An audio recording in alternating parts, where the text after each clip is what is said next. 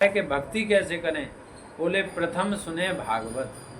किसके मुख से? बोले एरु गैरु नथु खैरु के नहीं, बोले कि भक्त मुख। प्रथम सुने भागवत कौन के मुख से? बोले भक्त मुख। तो भगवत भक्तों के मुख से जब भागवत सुनी जाती है, भक्तमाल सुनी जाती है, तो भक्ति प्राप्त होती है। भक्ति क्या है? बोले भगवान के नाम का जप जो गुरु जी ने दे दिया है, गुरु जी से जो प्राप्त है रामकृष्ण नारायण की भक्ति, वही भक्ति है वो। नमस्कार दोस्तों, मैं संतोष चौबे न्यूज सर्वोत्तम में आपका हार्दिक स्वागत करता हूं। दोस्तों, इस समय मैं मलूक पीठ धाम में मैं उपस्थित हूं, जो वृंदावन धाम में ये पवित्र स्थान है। यहाँ पर मलूक दास जी महाराज जी जो पूरे भारत में फेमस हैं, उनका यह स्थान है। यहाँ पर संतों से मैं बातचीत कर रहा हूँ, संतों का आशीर्वाद मैं भी प्राप्त कर रहा हूँ और आप भी करिए, क्योंकि ये ब्रज के रसिक संत हैं। इनका जो भक्ति का तरीका है वो राधा रानी और श्री बांके बिहारी जी का जो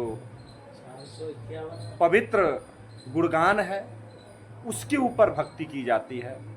तो दोस्तों, आइए चलिए श्री महाराज जी से हम भी आशीर्वाद प्राप्त कर रहे हैं और आप भी करिए। देखिए कितने प्यार से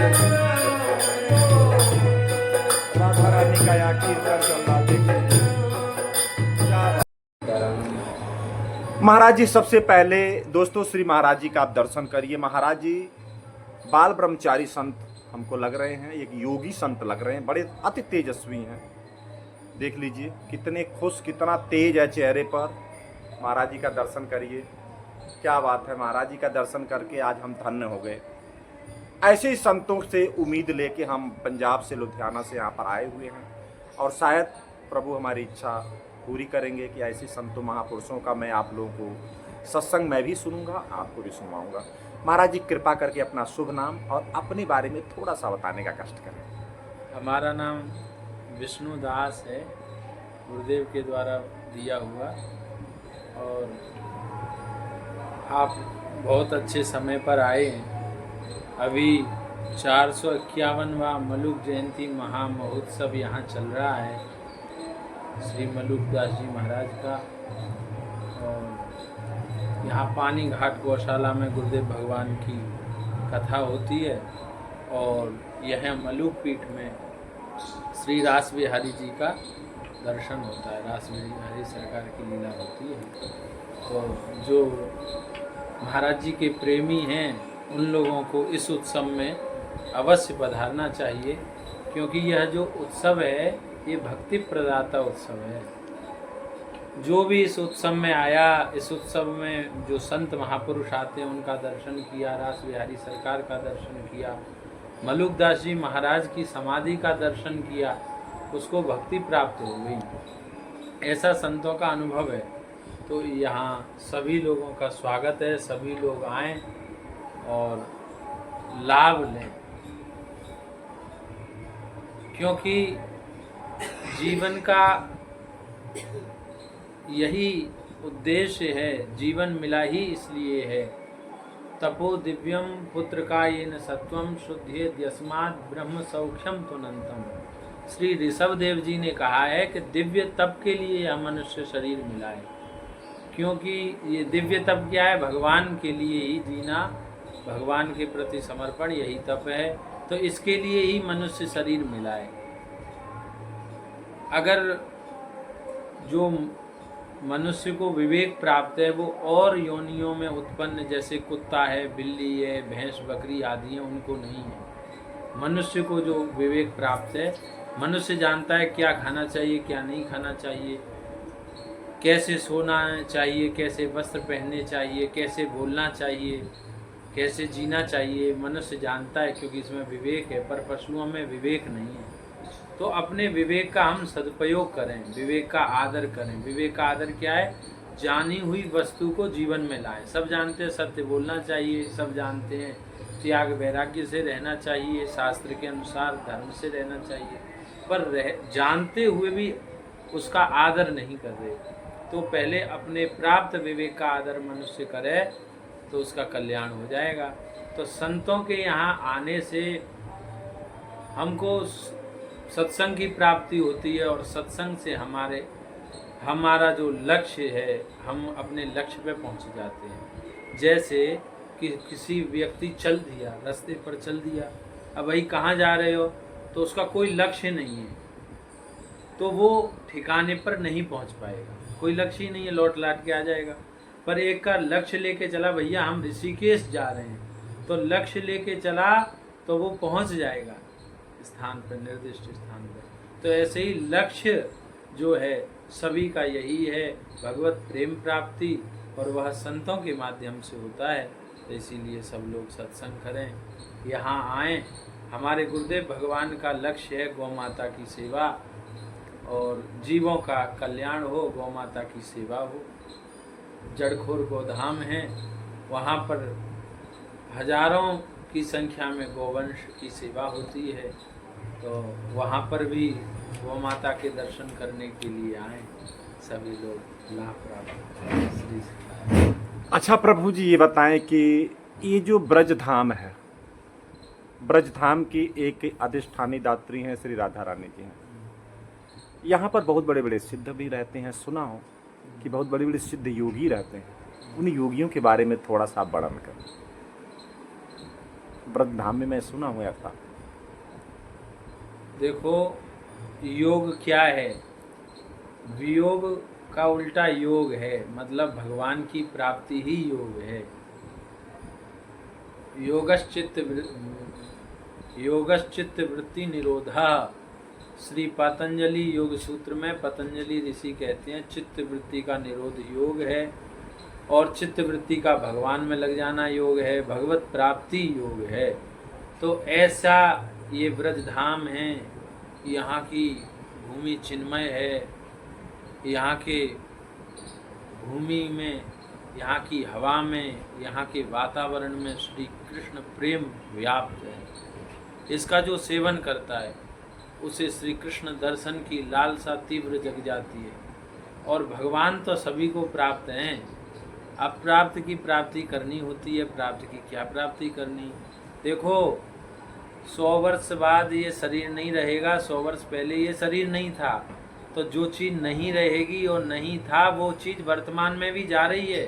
पर भगवान 100 वर्ष पहले भी हमारे थे और 100 वर्ष बाद में भी रहेंगे, तो अभी भी हमारे हैं। शरीर संसार दूर हो रहा है, इसका मतलब अनित्य है, पर भगवान नित्य नित्य प्राप्त हैं। तो जब हम इस चिन्मय वृंदावन धाम का सेवन करते हैं, इसके जो लक्षण है उसके अनुसार, मतलब वृंदावन धाम में कैसे रहना चाहिए, ऐसे रहते हैं सदाचार पूर्वक, तो वृंदावन धाम में रह के अपने लक्ष्य की प्राप्ति, भगवत प्राप्ति हो जाती है। ऐसे बहुत संत हैं जिनको प्राप्ति हुई है, पर लेकिन नाम नहीं बता सकते उनका, क्योंकि उनकी इच्छा नहीं है, भीड़ से बचते हैं, इसलिए वो नाम अपना नहीं खोलते। नहीं तो ऐसे ऐसे संत हैं। हम लोग तो इस मलुक पीठ में ही 14-15 वर्ष पहले यहाँ पर ठाकुर जी की कृपा से आ गए थे, तो हमने तो दर्शन किया है। भगवत प्राप्त संत हैं, और यहाँ जहाँ आप अभी हैं यहाँ पर हैं। अच्छा। अभी आप जिस कक्ष में बैठे हैं यहाँ पर हैं। अच्छा अच्छा। तो ये तो यही विशेषता है कि वो पहचानना, बस ठाकुर जी पहचानवाए, उनका पता पड़े। अच्छा, ये बताइए कि जैसे यो भक्तों ने हमसे, एक मुकेश जी करके हैं, उन्होंने क्वेश्चन किए कि भक्ति के बारे में, भक्ति कैसे की जाए, और रोग नाशक मंत्रों के बारे में थोड़ा सा कृपा करके आप बताएं कि भक्तों के लिए, जो भक्त हमसे क्वेश्चन कर रहे हैं कि भक्ति हम कैसे करें, और हमारे जो शारीरिक कष्ट हैं, कौन से मंत्र का हम जाप करें जो हमारा शारीरिक कष्ट दूर, इसके बारे में थोड़ा बताएं। भक्ति कैसे करें, पहला प्रश्न ये है। रोग निवृत्ति भक्ति से कैसे करें, ये दूसरा प्रश्न।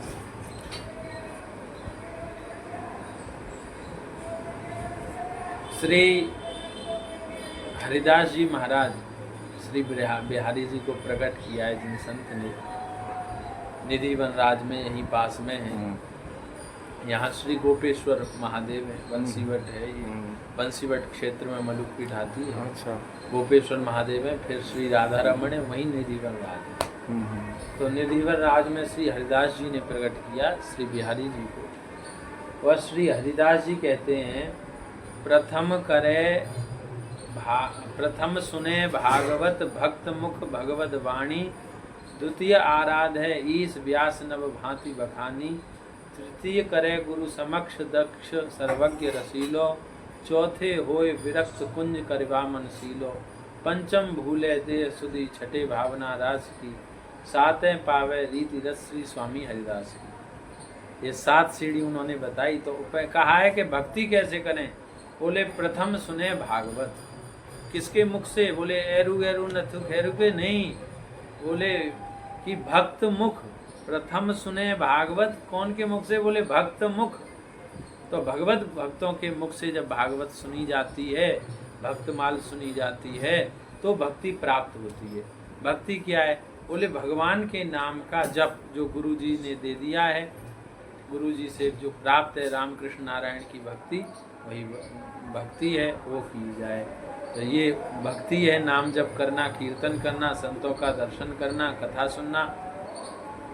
और रोग मुक्ति की बात आपने कही, तो भागवत जी में एक रोग मुक्ति, तो भक्त तो रोग को बहुत बड़ा अपने ऊपर कल्याणकारी समझते हैं। जैसे ज़्यादातर देखा गया है कि भक्त यूँ सोचते हैं भगवान कृपा करके मेरे बुखार के रूप में आए हैं, इस रोग के रूप में आए हैं। श्री राजा राम मिश्र गुरु जी, हम उनसे पढ़ते तो वो कहते थे कि एक महात्मा काशी में पड़े थे, उनको तीव्र ज्वर हो गया था, बुखार, और वो कह रहे थे प्रभु कोई देख नहीं रहा था, गड्ढे में पड़े थे, आप इस रूप में आए, मैं कभी नहीं कहूँगा आप चले जाओ, आप इस रूप में आए।